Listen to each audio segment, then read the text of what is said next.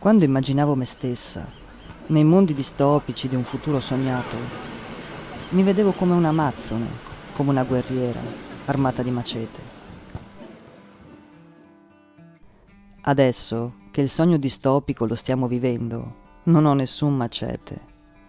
Rifletto sul fatto che nelle storie fantastiche dei film, dei libri di Orwell o delle invasioni di zombie, la gente si dimentica quello che è l'essere umano.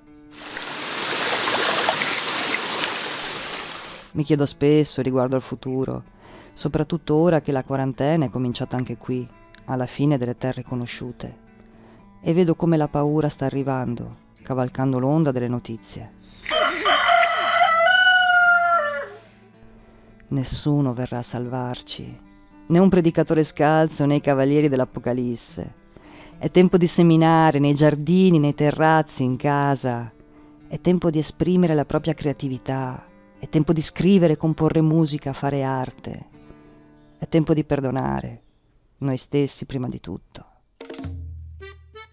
Forse non sappiamo ancora come lo faremo o che cosa dobbiamo fare, ma qui restiamo uniti, cuciniamo e mangiamo assieme.